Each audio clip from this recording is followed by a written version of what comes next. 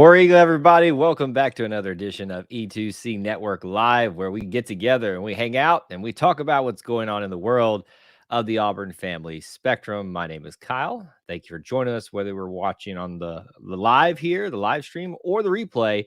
We'll take you however we can get you. We appreciate you just giving us a few minutes of your time hanging out with us, dropping comments, asking questions, maybe even calling in tonight if you're a member of the Booster Club. However we get you, we'll take you.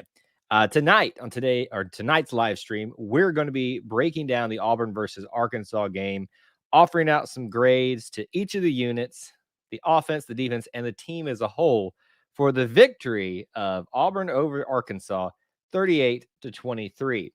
On today's live stream as well, I normally have my co-host with me, Austin Scott, and he will be here. He's running a little late tonight, so just stand by for that for him. He'll pop in whenever he has the free time to hop in here, load in, and all that stuff.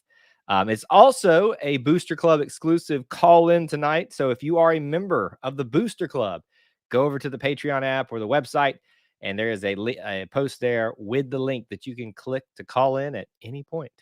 And we will let you hang out with us and just talk with us and maybe even share some grades and stuff. It is exclusive to you tonight. So thank you guys to our Booster Club who help support content like this. As you come into our live stream, make sure you're doing a couple things. We got a huge crowd here tonight. Make sure you're smashing that like button, sharing it out on social media, invite a friend in, and post where you're watching from, city, state, international, all that good stuff with a War Eagle. Want to know who we're talking to tonight. Speaking of Booster Club members, there's Dusty, War Eagle from Pensacola, Florida. Kevin, good to see you, War Eagle. Big Simp says it is great to be an Auburn Tiger. It is Corey Benson, another Booster Club member. It's here from Hoover, and Thomas Manville. Good to see you from Leeds. Lots of different places from around the Southeast already represented here tonight. Neil's also here. He's not too far from where I am, even though we've never met each other. We know we live within close proximity. He says he's apologizing for last week's prediction of Arky winning by 60 points. I think anybody that was thinking Arkansas was going to get a big victory last time is looking a little bit foolish. But here we are. I've got my co-host ready to go. Let's see if I catch him off guard. Austin, what's up? Hey, how's it going? Just get here when you can, man. Just get here. I'm trying. How are you feeling, buddy? I'm doing really well. I'm really excited to talk tonight. Obviously, after a win like that, you should be.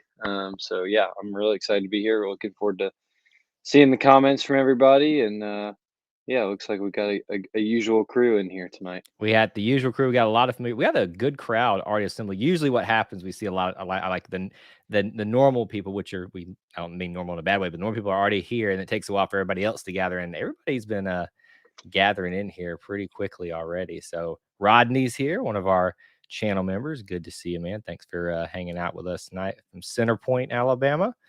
Let's see. Coach O went down and got the Gene Chizik virus, win a natty and get let go a year after. Technically, it was 1 year. That's right. It was one season after. So technically, it's the exact same.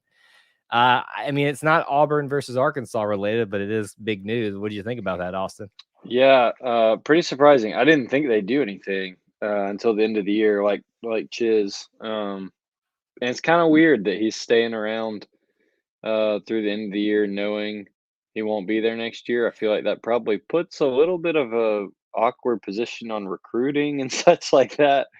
But I don't know. I mean, I think there's a lot of things that went into it other than just him not getting it done on the field. But it seems like they figured it out before the game last week. Then they go in and upset Florida. It's just weird altogether. Do you think? Do you think that there's a chance he can save his job if he just wins out? I mean, it puts them in a really awkward position if not, especially with all the off the field stuff that's now coming all out, which is kind of crazy when you're winning. You don't hear about the stuff that goes off the field as much. But if he starts winning, I don't know. I'm glad it's not us. Yeah, it is. It's kind of. I don't know how to feel about it because I mean, the rumors and speculation and things going on around the program aside, I said I hope they don't get rid of him, but there is that kind of now thing we can kind of claim. It feels like every time Auburn gets a big win over LSU, an LSU head coach gets fired. So Right. that's kind of fun to talk about. It's really good. Corey wants us to take their recruits. Yeah, I mean, if they're Here's going, if they want to the get rid of him, then come on. that's what I say. Yeah, come on to the real Tigers, not the Bayou Bengals. You want to be the ones that actually like, I've had debates with people, not debates, but discussions, because people know that I have a zoology background, and so they ask me like, so they're the Bayou Bengals. What's the difference between that and tigers? Well, you get the subspecies of tigers. Auburn's tiger is based off of a Siberian tiger, and then you've got Clemson's tiger is based off a crackhead, and then so all that being said, I hope that I guess some part of me feels bad for Edward Orgeron, but then the other part kind of knows he probably did it to himself. And I think that's why you see him being willing to do this. I think this is his first step in trying to rebuild himself already. And it may be a really smart move on his part to show the understanding, the take your punishment, finish your time out here, sit out for a year or go hit. What do you think the chances are that he becomes part of the Nick Saban rehabilitation program? I thought about that today. I'm not kidding. I was like, I mean, it feels like that's what everyone immediately thinks of as soon as we hear of a coach getting fired. So I don't know.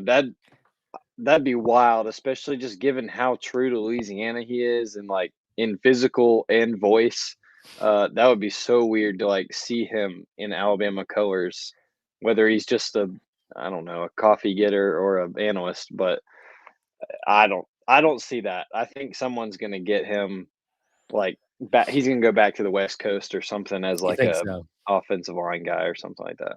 Yeah. Well, I mean, he's a defensive minded guy, but I think he has had a history of offensive line too. But we'll see. Yeah. Obviously, he gets to for now ride the season out unless things just roll off the rails, which they didn't on Auburn, or excuse me, Florida versus LSU. But this is not about LSU. This is not about Florida. This is about the Auburn Tigers getting a big win over the Arkansas Razorbacks. Woo, Pig Suey!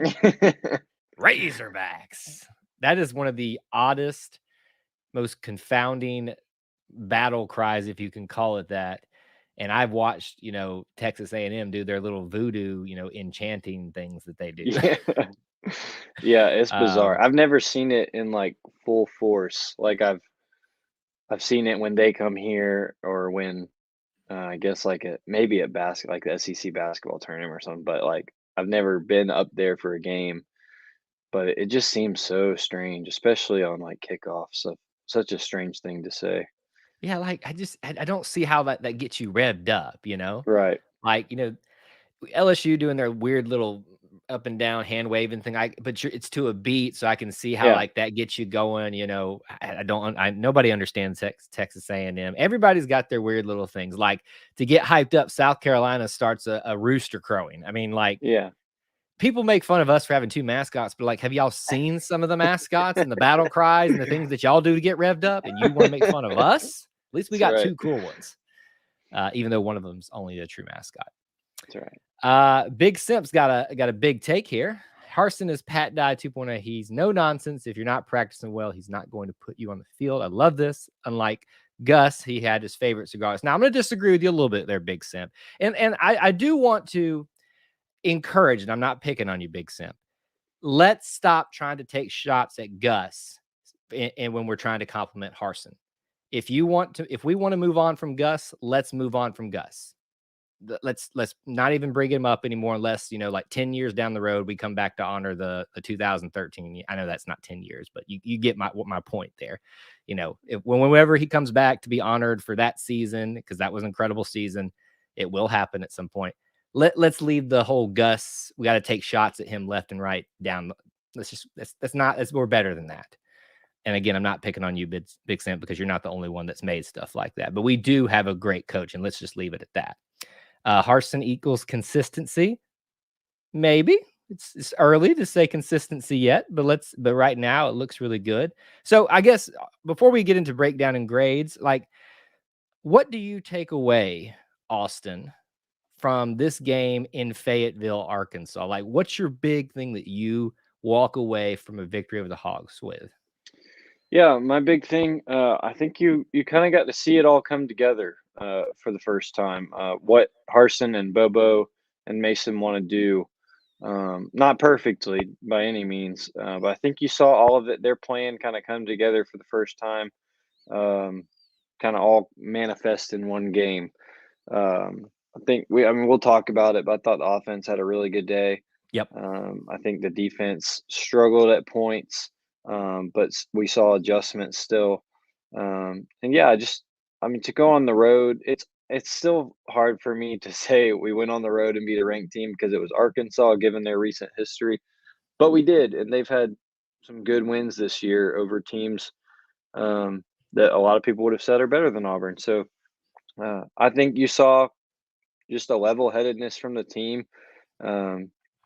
Miller mentioned consistency. Uh, I don't see consistency fully on the season yet, like you said, so early. But I think we saw consistency Right. through in that game of not getting too high, not getting too low, and I think that's very businesslike of Harson and where he draws those comparisons to Pat Dye. But yeah, it was a Yeah. really good game to see kind of what the vision is long term. I think probably where Miller was going with consistency is this is a guy that wants consistency, desires Yeah, and demands it, and he's willing to make us suffer and his players through figuring the passing game out.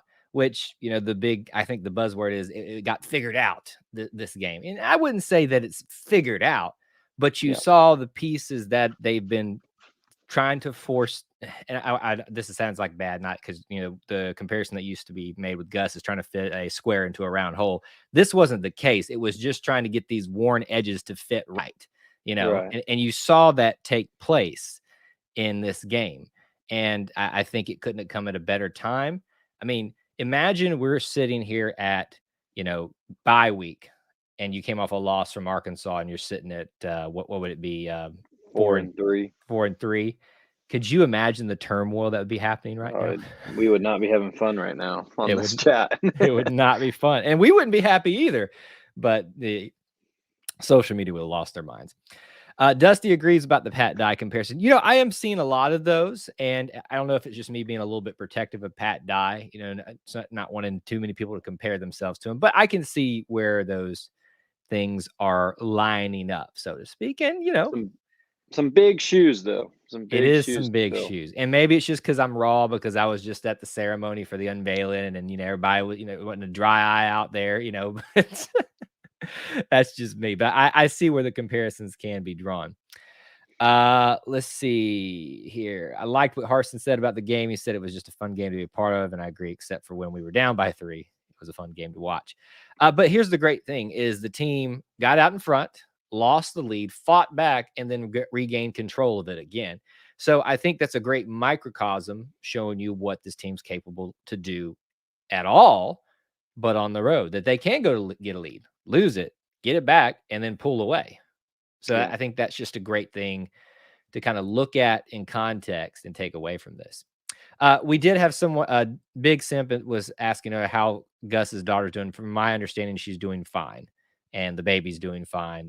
For those of you that know, Gus had to leave his game like right after it on a private jet to go and be with the family for some complications for the delivery of that granddaughter. And I think everybody's doing fine, from what I understand. I think it might have been Uh, a grandson. I think is a it's a grandson? I think it's a another Gustav. You So are right. I think I was congratulations to them. thinking daughter, and Yeah. I just mixed the 2 up. What about seeing Bo dropping those 2 dimes for touchdowns? Yeah, those were really, really good. We're gonna get into those grades here in just a second. I will tell you, and I think I have 2 brothers that claim to be Auburn fans, but they're not anymore. They're Baylor fans. Go figure. They went to grad school out there. He walked in the house and tried to tell me that second touchdown was almost intercepted. And I said, and I showed him the replay, and he just kind of walked out of the room because he knew he had messed up. I was like, in what world was this almost intercepted? Yeah. It was a dime dropped exactly where it had to be. It looked like he was throwing to Anthony Schwartz on a bomb, It was beautiful. Absolutely beautiful. All right, well, let's do this. We're 15 minutes in. We will try to get to as many comments as we can throughout the game. Remember, if you're a booster club, you can call it a member. You can call in at any time because you'll have the exclusive link over there. So go check that out if you'd like to call in and say hello and hang out with us for a little bit. But we usually start going. Do you want to do offense or defense first? I mean, Austin, you can pick. Well, we usually start offense, don't we? So we can mix it up tonight and start with defense. He wants to leave the best for last. That's what. That's right. That's right. So we'll mix it up tonight. We'll start with some defensive stuff, and that way, I think one time somebody was being grumpy in here and saying, "Yo, why don't y'all ever talk about the defense?" Well, we're talking about them first tonight. I think we can probably start with defensive line, and you give your overall impressions about what you thought about their play, what stuck out to you, and then drop a grade on me. Yeah, sure. I was really impressed, and I was also surprised by the defensive line. I thought that the scheme was really good. We saw a lot of that only rushing three, which we saw against LSU a little bit because they were pass heavy. Arkansas a little bit more pass heavy than I expected this past weekend, but they got 3 sacks on the day. And Leota kept coming out too, graded really high. Derek Hall graded really high. I think I have Colby Wooden with 2 sacks. We heard his name a lot. Oh yeah. And then obviously, that defensive line got us a touchdown that really kicked Auburn in the behind and got the momentum back, and they really didn't let go from there. So I think Marcus Harris ended up recovering it. I want to say Colby Wooden punched it out, but yeah, just really, really strong day from the defensive line against a team that has a really strong offensive line and offensive line identity, especially under their coach Pittman. So yeah, I gave them an A. I was really surprised and very impressed, and I really hope that's a sign of things to come.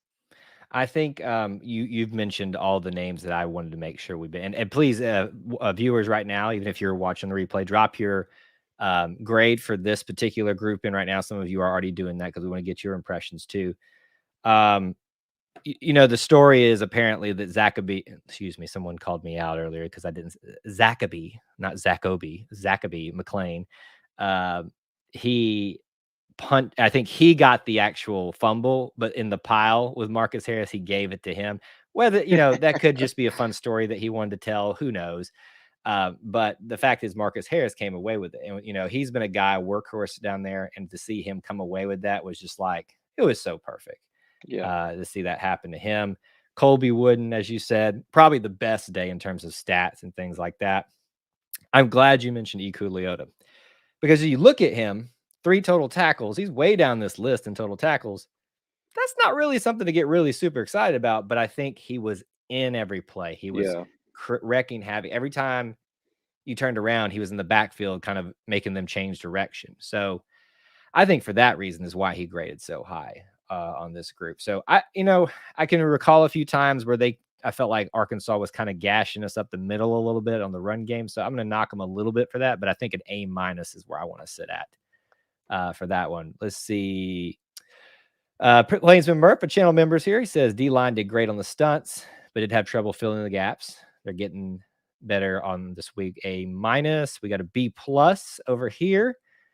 B-, an A, a B+. So it looks like we're all in the realm of, B+ to A-, kind of when we average everything together.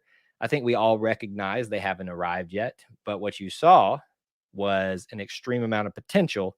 But remember, that is potential. They have to realize that potential each and every game. You can't just assume that that's going to happen every single time from now on.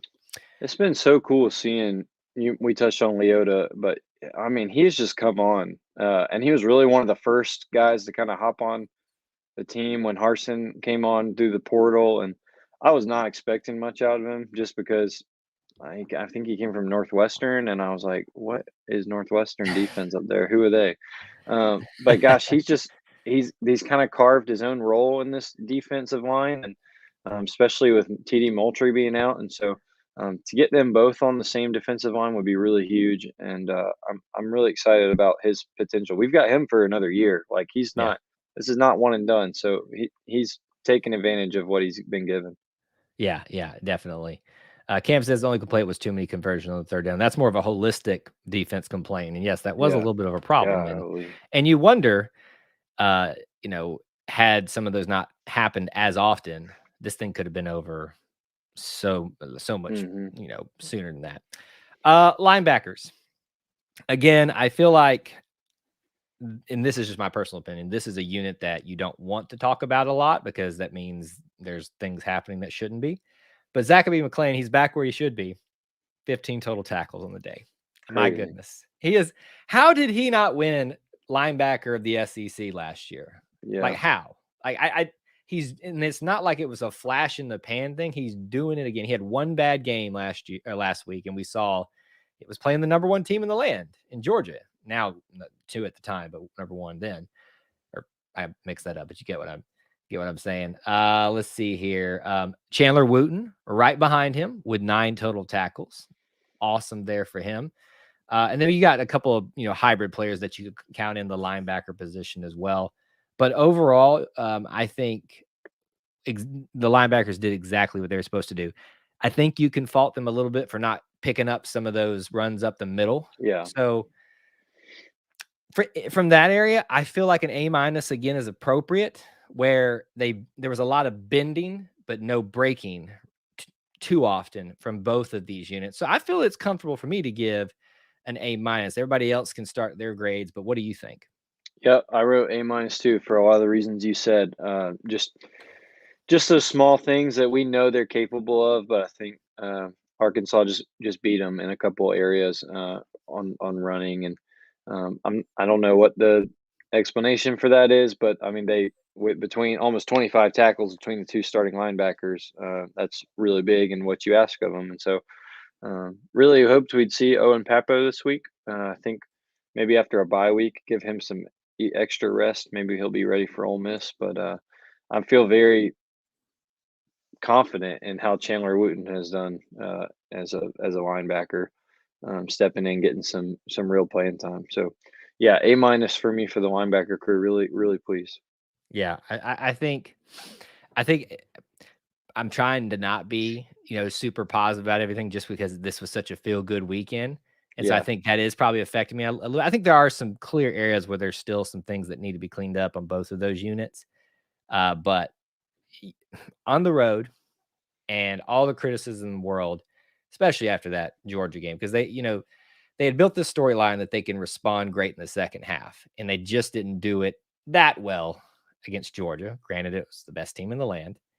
And to go on the road against a team that had a lot of hype behind them and just kind of put together not a great, but a solid performance. I think that is something to yeah, be really, really excited about. Cam, we're not going to address this, but you might be hearing some things, around that where we're just going to leave that at this moment. Some people may have some information on that, but I know that's like a tease, but we're just going to leave that there.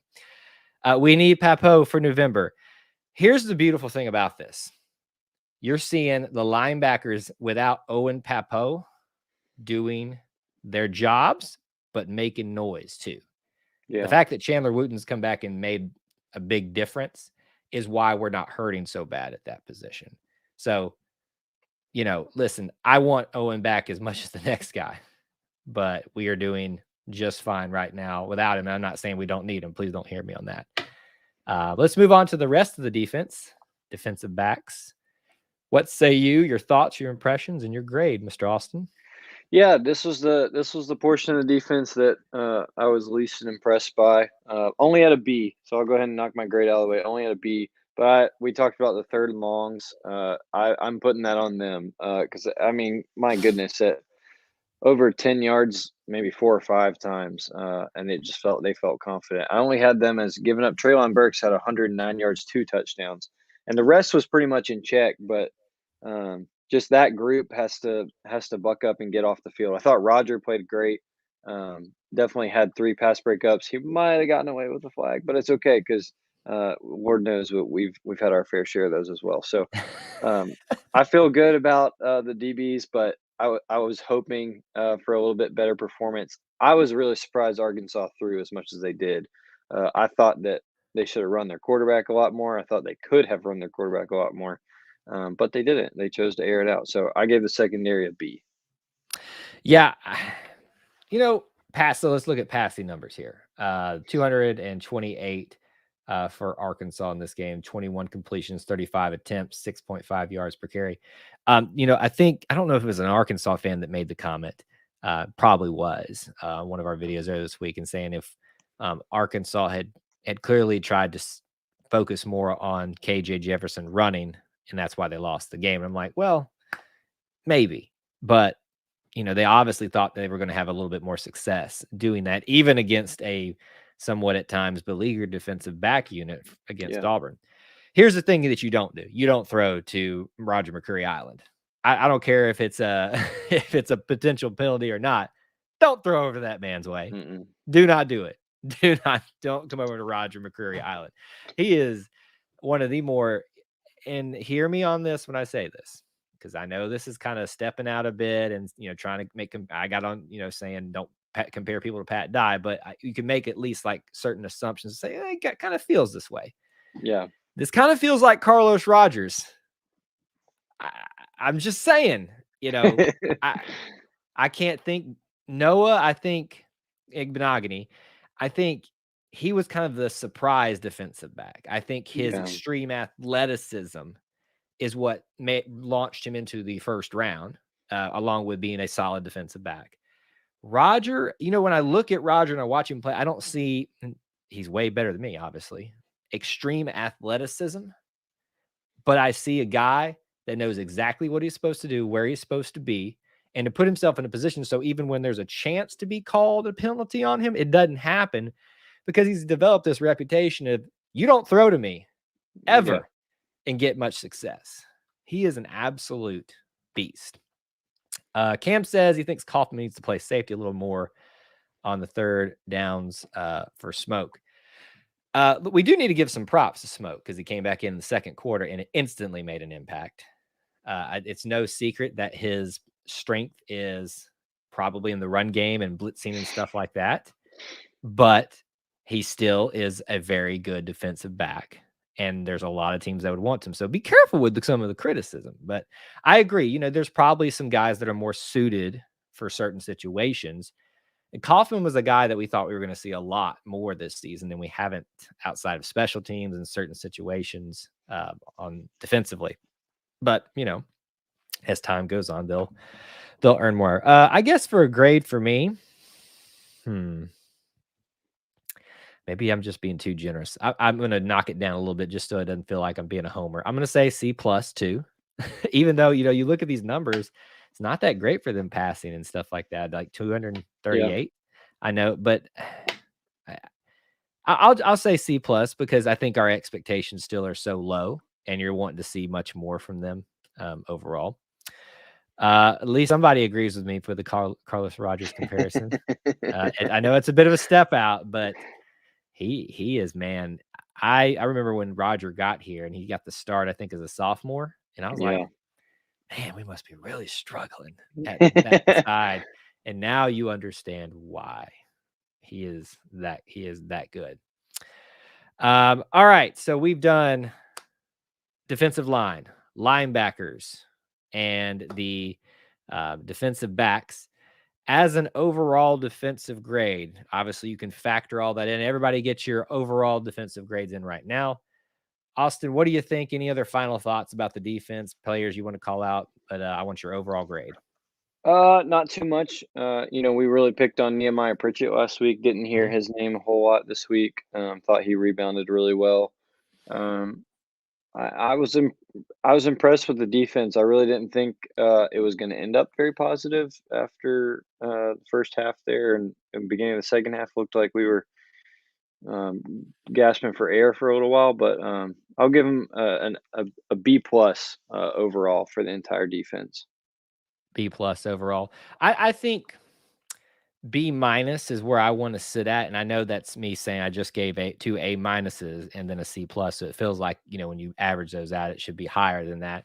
But I wonder, was Arkansas overhyped? And I think they were to a certain degree, offensively especially. I think KJ Jefferson is a talented quarterback. I mean, you know, you can see the comparisons to Cam Newton, the way he plays, the way he throws, the way he runs. And I think, you know, if he's on a team with a little bit more talent overall, they're a very solidly coached team. Like you talked about how big they are up front, and Coach Harsin even compared them to being just solid and just at the offensive line and defensive line too, just being very well coached.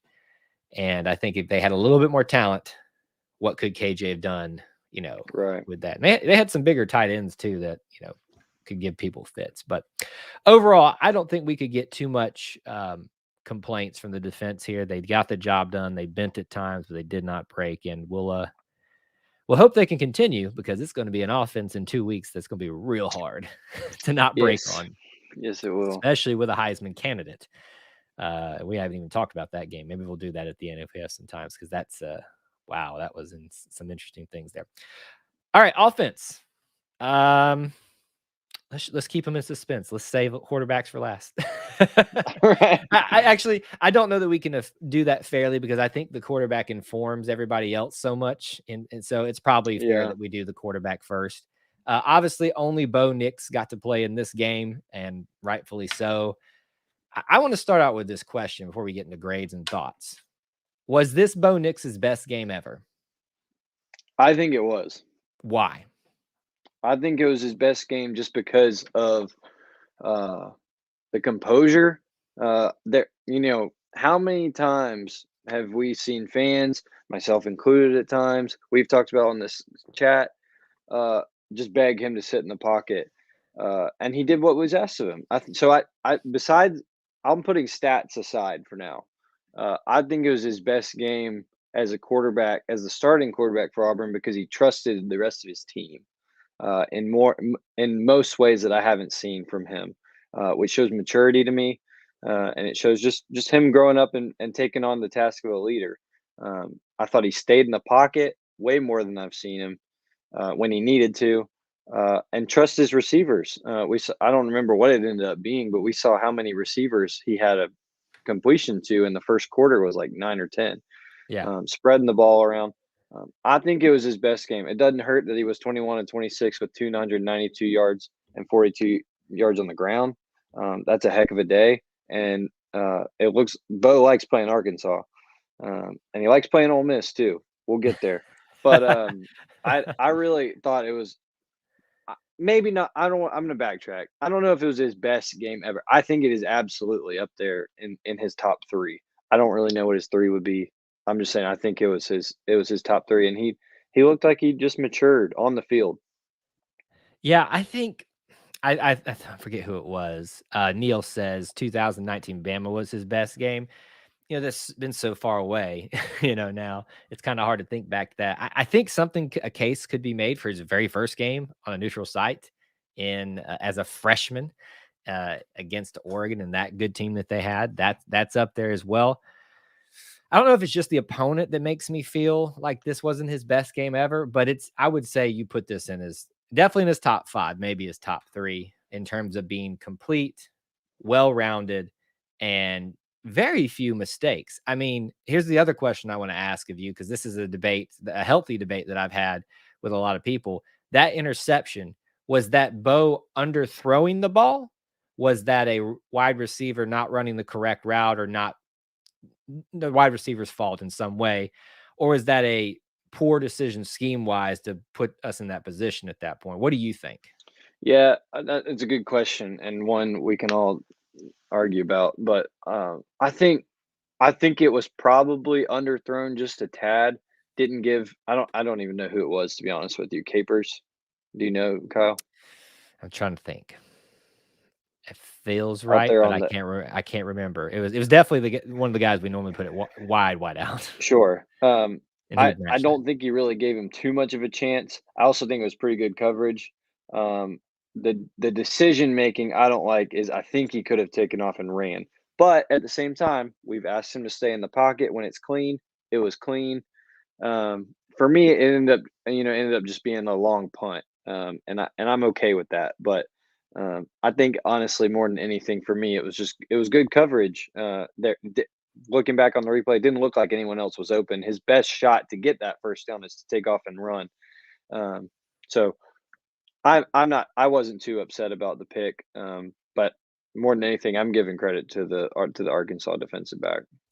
So, and Cam says Hudson was open at wide receiver on the INT. Well, players are open all the time, and it is the quarterback's job to go through your progressions. But sometimes, and I can tell you this as a former wide receiver, and I didn't play a whole lot, but I practiced and I ran the offense. I knew what it was, what I was supposed to do. Sometimes you're open by design because they were never meant to throw to you. I know that seems silly, but that does happen. So simply the case of, well, he was open, so it's Bo's mistake. That's not necessarily the case. It's my opinion, and my first initial reaction was like, well, that's an underthrow by Bo. That's his fault. But upon further analysis, I say it was a wide receiver issue where he was supposed to do either a double move and the first part of that double move didn't happen, or it was supposed to be another one of those back shoulder, come back throws where you're supposed to stop and kind of put the defender to your back and catch it as you fall out of bounds. Doesn't matter that if we're having to pick that, that apart so much to find the one major problem with Bo in this game, that tells you how good of a game this was. So did you give your grade to him? I forgot if you gave a grade. I didn't. I gave him an A though, a solid A. No A plus, no A minus, just an A. I'm going to give him an A simply before the interception, even if it wasn't his fault. He still threw an interception, and I think that's fair, because it wasn't a perfect game. Very close though. It was very close though. Seems like most people are kind of in the same camp right there. But I don't want to sit here and gush about Bo, but I just what I want us as fans to realize is, and someone made this comment earlier this week, is like, yeah, Bo played great, but this was a team effort. Like, well, that's not what we're saying. Just because we're complimentary of Bo doesn't mean this is not a team effort. But as hard as we've been on Bo, and rightfully so, he's the leader of the leader of the offense, the leader of the team in some sense. Yeah.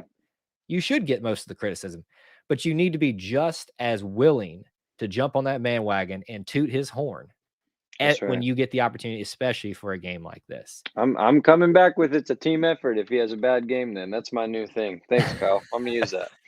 Well, I get a few good ones every once in a while, but that's about it. Let's see. I think the Auburn defense is built for the air raid. Okay. We got 2 weeks to all miss people. Yeah, y'all gotta, let's pump the brakes here. We're not worried about Ole Miss right now. Ole Miss is still trying to get, trying not to be hit by debris. I'm excited about What did I miss something? I missed one? No, I'm laughing at your comment. I didn't hear it until a little bit later. Oh, I'll get a little delay on there. I was like, what did I say? Yeah. I think we both gave them an A. There's not much you can say, and that kind of informs the rest of the offense, right? Let's talk about wide receivers then. Is there any glaring mistakes that you see at wide receivers, and everybody else can give their grades right now for wide receivers? Well, it sounds like drops were a topic in practice this week. Which rightfully so. We were up on here talking about drops was the key buzzword last week in the group. So it looks like it was a point of emphasis, which good for them, and they responded really well. Only 2 drops in the game from what I have. One was Landon King, who continues to get playing time. Good for him. It sounds like he's stepping up in practice. Yep. And he's earned that time. No, I thought it was a great game, and I'm sitting here. I'm gonna give credit where credit's due because I harped on him last week. Shedrick Jackson had 5 catches for 61 yards, and he got criticized all week. And he had big, aggressive catches that were crucial to drives continuing. So props to Shedrick Jackson. Props to Kobe Hudson for continuing. Props to Demetrius Robinson for catching and staying focused on the bobbled ball that was not anywhere close to a pick. Kyle's brother. But yeah, it was a great game for the receivers, and they took what was railed on them all week long, and they worked on it, and they came out and executed. So I've got an A for the wide receivers. Like, Bo being 21 of 26, to me, he threw some dimes, but to me they stepped up after they were being criticized as much as they were. Yeah, well, and he threw dimes last week sometimes, and they still dropped true. Them. And so it's kind of one of those situations where you can see how this cascades, right? They connect, and it gives us some in their flow, and it gives we'll get to running backs and say, but even though they didn't have a great game, it gave them the confidence to do more with it and to try to start working on what's not working there with the running game. And so that kind of, and it makes the defense a little bit more honest, and then things open up further. And then it's all a cascade effect. And that's what we've been trying to get people to realize is, yeah, Bo's had some bad games, but there's much more. Bo was never the biggest problem. He was one of the big problems because some of the decisions he was making, but he was never the biggest problem. There's so much more going on in this offense that finally started to click in the right direction. And it's like almost, like when you're a kid and you've got the bicycle with the chain in the middle. It's like some of those little loops kept missing, and then you kept you still go forward, but you might wobble, you might even fall over. You miss a step, right. That's kind of how it's been. And finally, it was like all the chains finally said, "Oh, we're going. It may not have been flying." Got some good WD-40 in there. Got it moving. Cam says wide receivers get an eye for improvement. That's fair. They came from a pretty low place. So, let's see. You can tell that Harsin and Bobo are great for Bo Nix. So I've seen this story a lot, or these comments a lot, and I'm going to disagree with Neil just a little bit. Not saying that they're not, but these are still statements that are too early to be made. This is, and I think someone even said, I missed it. I didn't pull it up because it just kind of flew by. That there's still one. I think it was Corey said, I'm not ready to kind of say he's arrived yet. And I think that's a fair assessment to make. This is one game on the road, and he's had some consistency issues. Now, I would counter with that he's had good games in all of the big away games, even Penn State. He wasn't the problem at Penn State. So I think you can have both sides of that coin and say, wow, what a game. But let's wait and see. We've had a history of Bo with inconsistency. Let's see what happens. A for wide receivers. Shed did step up. I would argue he was probably the best wide receiver just in terms of, 5 receptions, 61 yards, came up in some big situations. Kobe came up with he's very good at those out routes at the sideline and catching as he's falling out. Very good. That's just really, and Demetrius Robertson, where you been, buddy? No kidding, man. Hit the burners. I literally said, did someone go get Anthony Schwartz from the Browns and bring him back? I mean, he's not that fast, but he looked like it. I would agree. Miller says chemistry is building, and that is one of the biggest things that has happened. And Dusty brings up a great point, and several of you, and I'm sorry, again, I've missed some of y'all's comments, but has said that there's been a lot of criticism about Bobo, and there's been a lot of question of it. And I got to the point after the Georgia game, even had the conversation with the Georgia fans. Is this what it's going to be like? Like, meaning, is this the type of play?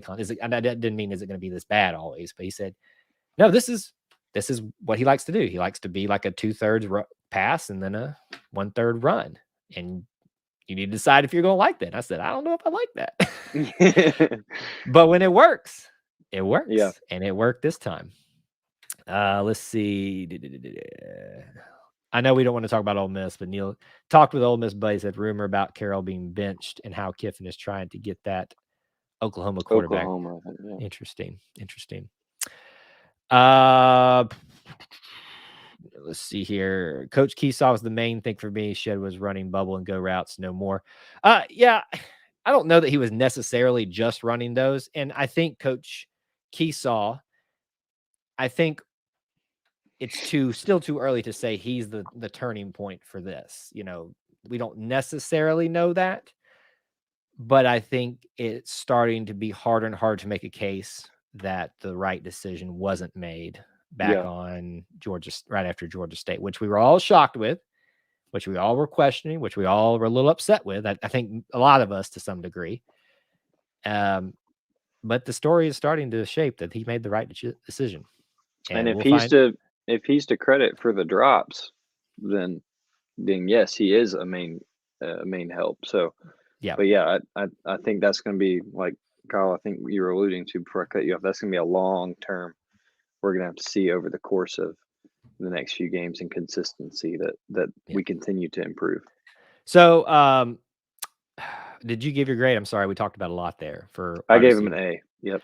I'll give them probably an A- just because I think there is still some areas, where there would be a couple drops, and those were, from some players that are just now starting to get, playing time, and Landon King.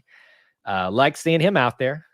That's been fun to see him and his size out there. It provides a presence that diverts the defense's attention to like, we better watch this. This could be a problem if you put So him out there.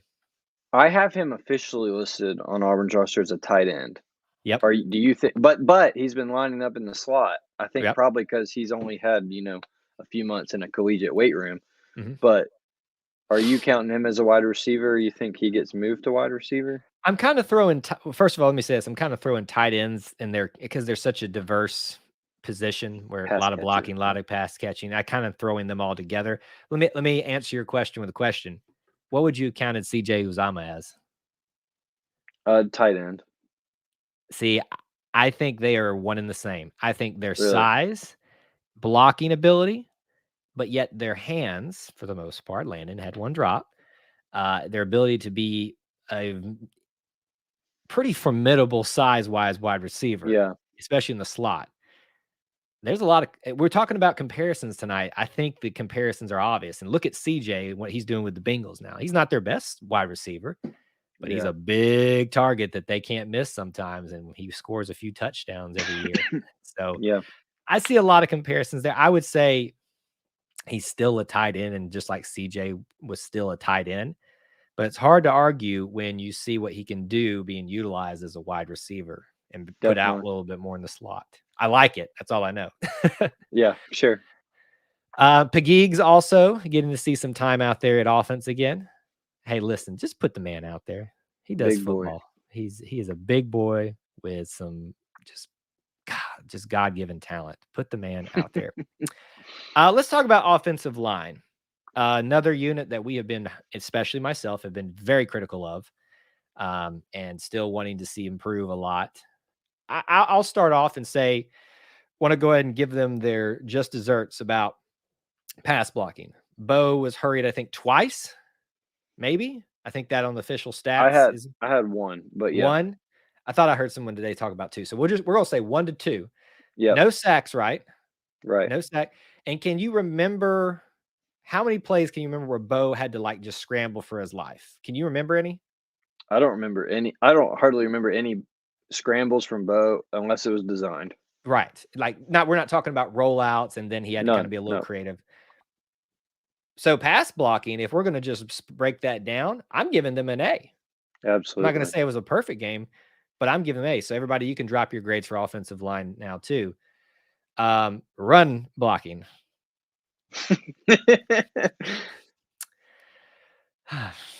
And again, I think Not great. this is part of me just coming to the realization that our offense is just going to be different. And Yeah. I think they knew that, the coaching staff, it's amazing. They actually know what they're doing somewhat. That they don't have a great run blocking offensive line. And that's Yeah. why coach decided to bring a guy like Bobo in who wants to run the ball, but uses the pass to inform the run as opposed to vice versa, which has been the Auburn's identity forever. So it's not good running. I think it was probably a little bit better this game. You weren't also going up against Jordan Davis and Nakobe. What's Nakobe from Dean. Georgia? Nakobe Dean.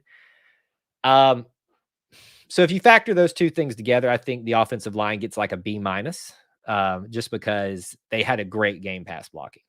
You can't not take that away from them. But you also have to recognize, wow, that is awful. What do you think about the offensive line? Yeah, I'm just a step below you at a C plus. But very similar to the same things. I think more than anything, it's just me poop on a stick. That's incredible, Dusty. Oh my gosh. But I don't even know what I was saying. I threw you off there, didn't you? Yeah, it did. I thought that the running game, I think it's just an adjustment process for me and other fans of figuring out we're gonna throw the ball. We're gonna throw it. You said it 2/3 of the time. So, and they're just not strong in the run game. Really thought Killian Zier, who had to Yep. come in for Austin Troxel, played well. That was a big deal. I did want to point out it looks like Troxel had some knee injuries, which really stinks for him. He's had multiple ACL injuries, Yeah. but doesn't sound like it's that bad. But it's good. It's good in a way that Zier came in and we're building some depth. Like I don't think anybody's going to complain about offensive line depth at this point. Yeah. So I was impressed with him, but that run game is just poop on a stick. I like it. Dusty has censored himself for our purposes here. I appreciate that, Thank you. Dusty. Everybody's echoing the same thing here. Yeah. Pass blocking great, off run blocking horrible. And look, that I hate to say it, but I think that's what we're just all going to have to make peace with. That is the offensive line's identity, is that they have been coached and put in a position to maximize what they can do best. And it looks like that's working. Will the run blocking get better? Time will only tell. Right. I still think we're kind of reached a point where we got to put a little bit on the running backs themselves too, and we'll get to that in a second. But outside of, I would scream one play, block, open up a hole, but then second I'd be like, oh wow, look at Bo just standing back there in the pocket, That's right. and he's not. It's not like 1-2 run, 1-2 run, 1-2. So there's a lot of things I think to take away in a positive light, whether it's a Killian Zaire stepping in and doing a great work because he's been kind of buried in the depth a little bit. That's good to see. Killian's what's he, a junior? I think he came in before last year, had So is he injury senior? issues. So with COVID and red shirts, and there's no, Yeah. I think he's around them for a little while. We'll say that. Well, and think about it this way, because we're going to be losing, in theory, a lot of guys this year, and you can make a case one way or the other, whether that's a good thing or not. I'm not trying to be mean, but we're just, just being honest here a little bit. Yeah. But you're going to need guys to set the foundation for the future with these new recruits that you're going to be bringing in. You're going to need a Killian Zaire if he stays here. You're going to need a Cameron Stutz. You're going to need, I'm blanking on his name, who just won the job at guard. Help me, Austin. Somebody help me. I'm drowning here. He got guard. Gosh, I am drowning So here. you got He's a sophomore. He's Jones. a sophomore. Keandre Jones. So you're going to need Jones. You're going to need Zaire to stay around and have to be able to, bring this thing to the future. Auburn has him as a true junior, so he will be around. Let's see. People are talking about if Bobo was an underrated hire. Everyone was crazy about the Mason hire and kind of about Bobo. The best offenses in Georgia history were under Bobo. I talked to some Georgia fans about that, and they disagree with that. I think it's easy for us to say on the outside looking in. Of course, they're probably a little harsher than we are. But he had good offenses. I'll say that much. And Georgia's been pretty decent most years offensively in the past decade. So you would think that he had a few of those as well. I do like what Tino's saying here, the comparison of where we were with everybody was just, oh, Mason, what a great hire. And Mason's done a lot in the last couple of weeks to kind of quiet some of those people, including me, who were upset with him. And there's a difference between being upset for a moment and then, just stepping back and realizing what you have to work with. Yeah. Let's go ahead and talk about running backs. I think we all both gave our grades there, and everybody else did as well. Let's talk about the running backs. Tank is trying to do too much too soon after the handoff. I think he hit the gap somewhat better this game than the first few. Still needs practice this week. I don't know what it is with Tank. We've talked about it on previous live streams, Austin, but there's just something about. I'm trying to remember. I think it was like the second quarter, and I had a whole family here actually this weekend. So we were talking about the game as we were watching. I said, just watch what Tank does here. It's like instead of absorbing the first hit, it's like he already looks to kind of throw his shoulder and bring his center of gravity down toward the ground. And thus he's not getting that bounce or roll with his natural body size and be able to keep moving forward that he normally does. I don't know if that's because of personal things he's got going on or if that's just the way he's being coached, but there's something off with Tank, also taking into consideration the lack of run blocking. Yeah. It's just not working. And it was better this game. It definitely was. Jarquez also didn't have the most outstanding game, but he was there at times. Sean Shivers, what happened to him? Yeah. Non-existent Gone. in the passing game and the running game, and he's the best hybrid that we have. But Bo is what really elevated the run game again in this game. This is a tough one for me. It's like they did better, but they're still capable of so much more, even with the lack of run blocking. So I kind of Definitely. have to go in the C+ range because you met expectations, which were a little bit lower as of late, and you did a few good things, but it's still far, far from where it should be. So what do you think? See, I mean, you and I are on par tonight. C plus is where I had, and you mentioned it. I've said, and I'm with Plainsman Murph there. If you had this comment up a little bit ago, I've said on here the past 3 weeks he's not hitting holes, and he's this week it was pretty evident he's trying to bounce outside a little bit more. Almost worked for him on that one long run he had that almost was a score. If he had the ball in the other hand, probably is. But he's just not finding that inside hole quick enough, and I have no idea. I'm not going to sit here and tell you what the answer is because I've never played running back at any level, and so I have no idea what the answer is. But um, definitely, I was watching some film of his game last year. That was really his coming out party against Arkansas, and he's just nobody can tackle him. He's bouncing off everybody, and I don't know what it is this year, but he's not getting that same effect. But like you said, they were better. I mean, 68 yards on 18 carries for Tank is not as great as we're accustomed to from him from last year or early on this year. But I mean, he definitely showed some more strong runs and juking guys out. Jarquez Hunter really didn't do a whole lot this year, or this game either. And I don't know if the game plan or scheme was just not there for Shivers this week. And they were really the coaching staff really saw the passing game being better without him. But yeah, very strange. But C plus is where I'm at for Tank and the rest of the crew. Yeah, because I mean, Tank is really the one you're kind of grading here because Jarquez Definitely. didn't have a lot of contributions this week. And yeah, I like this comment. If I could give like a comment of the stream because I'm a huge Avengers fan. Uh, did your team solve the passing problem? Yes. What did it cost? Everything. I know the run game, but that to me, to most Auburn fans, that is we're running back you, and this may be a transition period where we will no longer be running back you, not because we can't, because we do it differently now. This is a Yeah, pro style offense. This is what it is. This is what they do in the pros. They use running backs not as a second thought, but they inform the pass informs the run. that's right. I don't like it. That doesn't mean it can't work. That's And right. on Arkansas, against Arkansas, it absolutely did. Uh, will Bo come back for one more year? I still am of the opinion no. I think this is his last year. I'm not going to beat that dead horse. We'll do that another time, but I do think this is Bo's last year, no matter what happens. Hope I'm wrong, and I will celebrate if I'm wrong. But we'll see. Felix is here. Good to see you, man. Channel member and Booster Club member. Thanks for being here and your support. Miller says development you. I'm not, That's not a that's bad thing. I mean, sure. Why not? Rand wants to know if we have a shot at Arch Manning. I doubt it. I don't see that. Yeah. Don't see that happening. I'm just preparing myself that he's going to Alabama. Just go ahead and do it. Yeah. Yeah.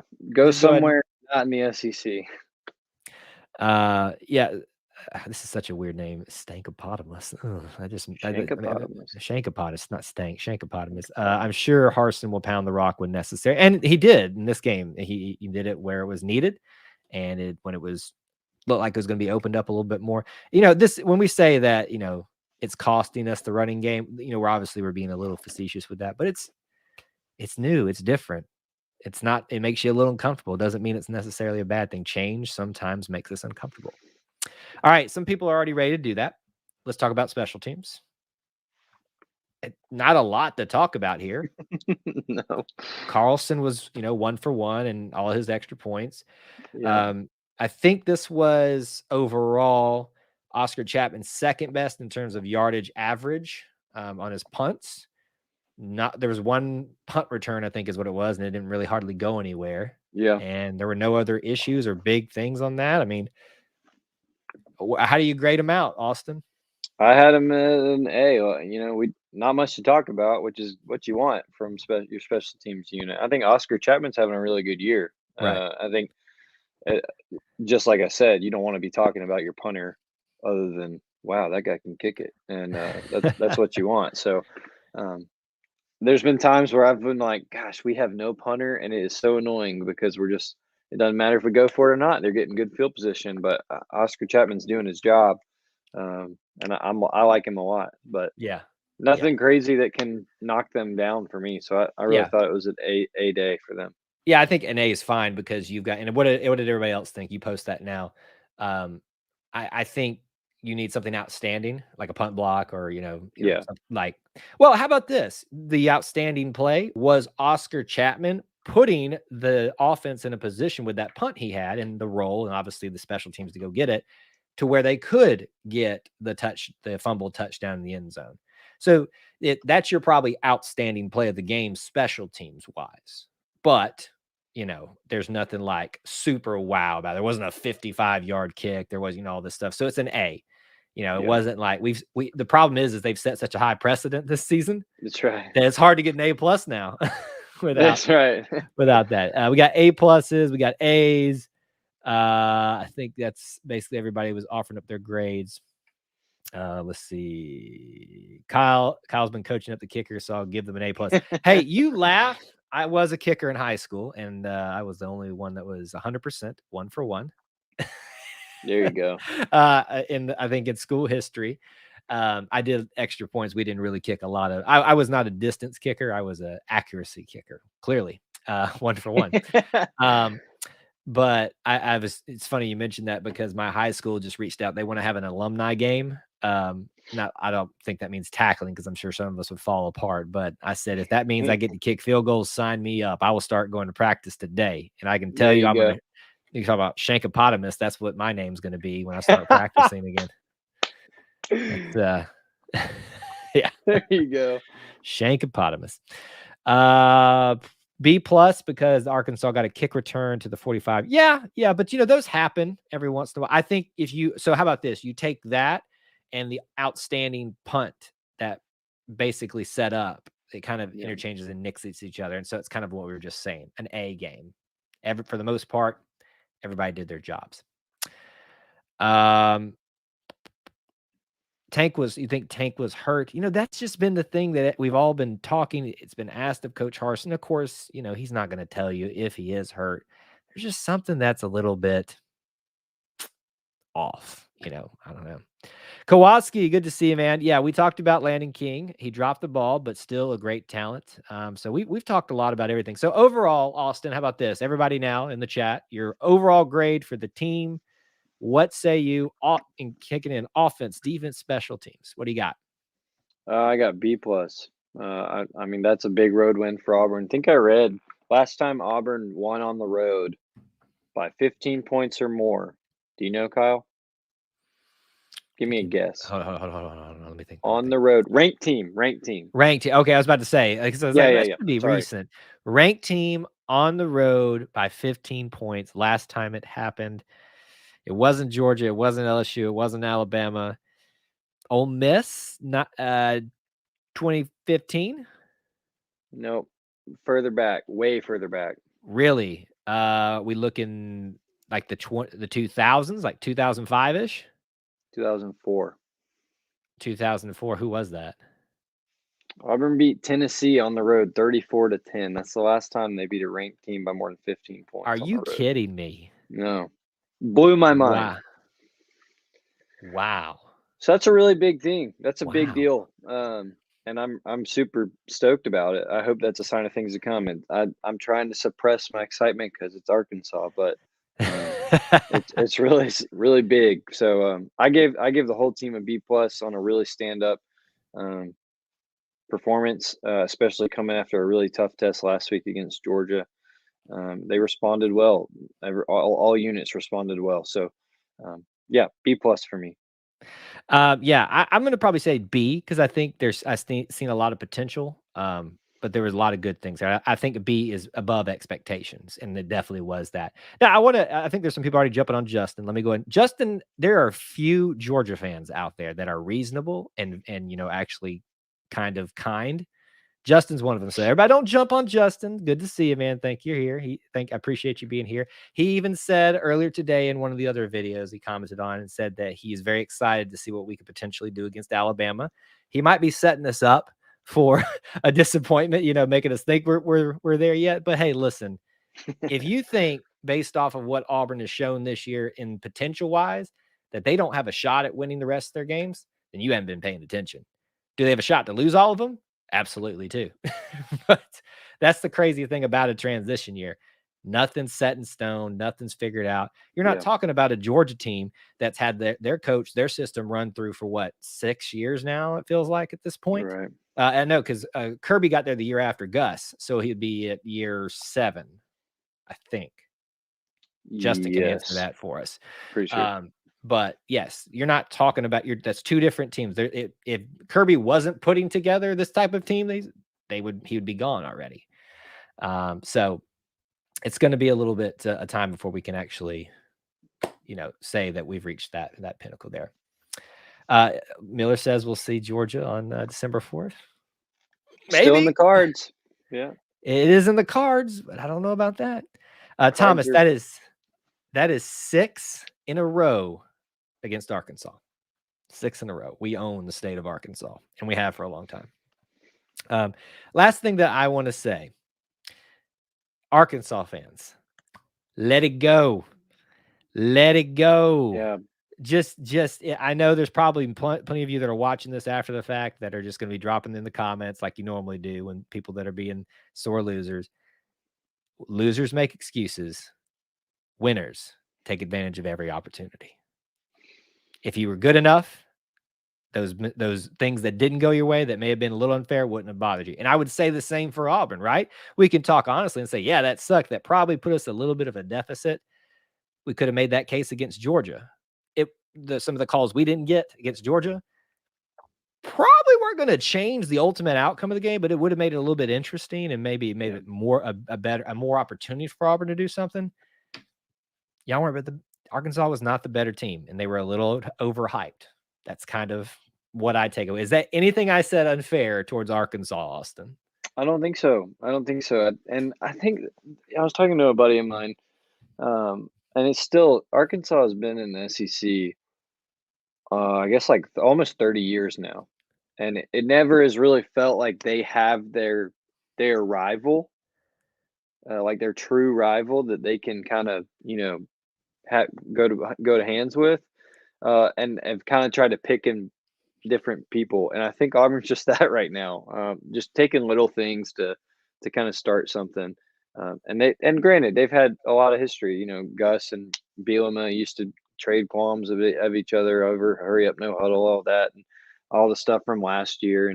And but those are just excuses. And Auburn ended up proving that on Saturday, and good for them. Yeah, definitely. So just let it go, Arkansas fans. It's done. You put your little things up on the monitor, and it came back and bit you in the butt. You'll get another shot. You got a good coach in Sam Pittman. We all laughed at it, but look what he's done in making you at least competitive right from the get-go. I think you should take solace in that and say, hey, we're a lot better off than we thought we were going to be at this point. Yeah. We're not leaving just yet. We're going to wrap up here in just a second because I don't want to keep Austin too long. But there was a question here that I thought would be a good topic of conversation. Why have I lost it? I will say Corey did ask me, does that 4-game loss that I was predicting look a little hazy? Doesn't look so hazy. There's a couple teams out there still that can give us that third and fourth loss. How about this? If we get past Texas, Ole and Texas A&M with 2 wins, losses, 2 losses. If we win against Ole Miss and Texas A&M, I will feel very comfortable that I was wrong, and I'll be very, very happy about it. Where was this question? I'm missing it here somewhere. I'm sorry. I know this is like the worst possible thing to watch while I struggle, but it was a question about getting the last opinion before we leave. Oh, I know what it was. It was, before we go, what are the 3 things that we need as a team need to address during this bye week? And we'll talk about this, and we're going to do some other live streams. But Austin, since you'll be here tonight with us, I'll let you answer that. What do you think? Yeah, 3 things. I think the biggest thing for the bye week is to stay healthy, get everybody else who's close to being back ready. We don't need to hear about any dumb injuries over the next week and a half. Gosh, 3 things during the bye week. I don't know. There's probably other things that I'm missing. Health is the biggest thing I could think of. I would. That's number one for me. Number That's number one, one. like we got a big stretch coming up. Continue to emphasize things that have been issues, whether it's staying in the pocket, run blocking, drops. This is the week to really look, reflect, and see what you got coming up, and hammer some things in. I don't know if I can give you 3 specific things. Kyle, do you have anything else? I would say I 100% agree about getting healthy, and that there's not like a magical one that you can say, oh, you're healthy again. It's not. Yeah. It's not. This is not fancy football. This is making sure the guys take care of their bodies, keep themselves in the routine, and I know the coaches will do that. And Yeah. making sure that this off week doesn't become a detriment, staying on the path, the trajectory they've been. I would say the problem is I would say my obvious thing is you need to work on run blocking, but that's the most physical part of the game. And then you run the risk of hurting yourself. So if there's a way to continue work on that run game, the run blocking, I would say that's probably my number 2. I'll have to think about the third, but we'll be back in a different live stream and I'll I think probably have another thing somebody mentioned earlier, we were talking about quarterbacks and receivers. Keep developing chemistry. These guys haven't gotten to hang out a whole lot with this new coaching staff, and I think keeping developing chemistry will help everybody involved. It's helping Bo and the wide receivers. I think it could definitely help Tank in the offensive line, Bo in the offensive line. These guys are not going to be. It's not going to be like game week practice over the next 2 weeks. They're going to get a break. Yeah. So hopefully, like Kyle said, stay focused, but develop that team chemistry and use the time wisely. Yep. Because they got a tough stretch. Hey, Sure listen, do. it's 6:00 game for Ole Miss. I'm so excited. I'm so ready to be It's on going to campus. be amazing. It's got you thought. Listen, I know Georgia weekend was epic, despite the way it ended up. That Ole Miss 6:00, 2 ranked teams, assuming Ole This Miss gets the win. this weather too, like Oh perfect. my goodness, I cannot wait for Ole Miss. And I didn't think I'd be Absolutely. saying that. I cannot wait for the Ole Miss weekend. It is going to be so much fun. Amen. Tino asked about the suplex that was thrown down by Jarquez. Listen, it's the game of football. I don't think that's out of the realm of possibilities that kind of stuff's going to happen. Our players have done it where they throw someone down on a tackle. It's the game of football. Yeah, it could have gotten bad, and this may be harsh, but when you sign up to play this game, you understand that you're risking limb and life sometimes, which is why I get so upset with the targeting call. Everyone should try their best to be safe, but this is a game about literally trying to hurt the other person. And there's a difference between malicious hurting and just the play of the game and playing the hardest you can. To Tino's point, I did think that they had made that a rule. I want to say honestly, it was You're after saying Nick because it Fairley was a came rule. into town, but I thought that they had made that a rule of. It's still a judgment call, picking someone up and throwing them down. Besides the point, Kyle's right.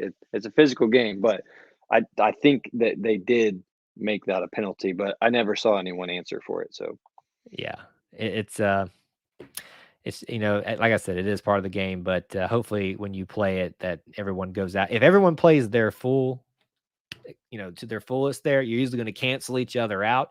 When you got situations now with a target, you got defensive backs kind of checking up as opposed to hitting a running back at the exact same speed and at least stopping each other. And then you got one guy now getting bowled over and hurt more. And I keep like pounding right here in front of the thing, smashing everybody's eardrums out. But it's nothing worth throwing trash on the field for. And that's how you want to end this show. Okay, listen, I know we've gone much longer than we should have, but you since you brought it up, thoughts on that? Hilarious, honestly. Like an embarrassing university already, but an embarrassing moment for the University of Tennessee. Like you were so close to like everyone being like, all right, they got a good thing going over there. Like they might be on the up and up. And it's like, all right, you're pegging golf balls at opposing coaches. No, you're back to where you were. Like you're not ready for this. It was an embarrassment, and the SEC handed it out today. Cost them $250K. They're gonna have to review it. They're gonna look at footage, see who should be arrested.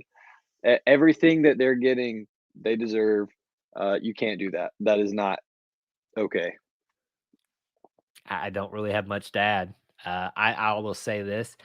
I actually was very afraid for all the Yeah, players, for all the at one point, and I said, "I don't know how Ole Miss is gonna get back in the thing. I think they're gonna be stuck out in the middle of the field forever, yeah, no matter how this thing turns out." I was like, How do you move forward from this?" And I will say that the drama of it, I loved every second. It was just eating it up yeah, because there was a moment where I just looked at that game and I was like, "Oh, it's over." And I'm so glad I stuck with it and I was able to like when someone that didn't see something happen and you have all the information, you just want to tell everybody. Like that's how I yeah. was like all the rest of the night and the rest of the day on Sunday. It's like, have you, okay, I got to talk to you about this. I got to retell this story to you. Yeah, And of right. course, I got every detail wrong and I had it backwards, like, because there was so much happening. But I was like, I have never in my life seen a madhouse Ever. like that. And it was disappointing, not surprising. None. And the way that Georgia usually Georgias, Tennessee gonna Tennessee. Yep, that is exactly right. Exactly. I was flabbergasted, but also just like, well, what do you expect at this point? There you go. Uh, let's see here. Yeah, are having golf balls thrown at you. Yeah, that was. I thought that was a joke, and then Lane held up the golf ball, and I was like, "Wow, this just took a turn. Yeah, This is crazy. absolutely took a turn." All right, we have talked about a lot. We talked about grades, breakdowns. We talked about the Tennessee game. Ed Orgeron. This has been a very full show. I will be back this Wednesday night. It is not a game week; it is bye week.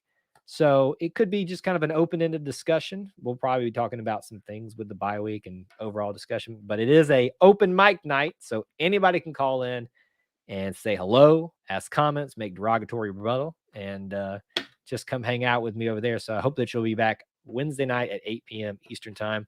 Lots of content on the podcast network on the channel this week. So make sure you're subscribed, notification bell, smash that like button if you happen. If you want to become a channel member, a booster club member, links are in the description. If you want to become a channel member, though, remember that you can't necessarily it's not easy to do from an iPhone because Apple is weird. You have to go to the desktop and things like that. But both of those start at $1 a month, and they do help support all the content that we do here. Austin, got anything before we head out tonight? I don't. Yeah, really enjoyed it. Good to see everyone again as well. Couldn't definitely echo everything Kyle said. You might even get some inside information. We got good stuff over there. Who knows? Every once in a while. So if you're a Booster Club member, if you haven't gone, check out the Lens. It's basically their version of stories. You might want to. I didn't share a lot, but I shared some tidbits about some things. All right, Austin, thank you again, sir. Thank you guys for Always being War Eagle. War Eagle, and thank you everyone who's been here tonight. We'll be back again Wednesday night. Till then, War Eagle.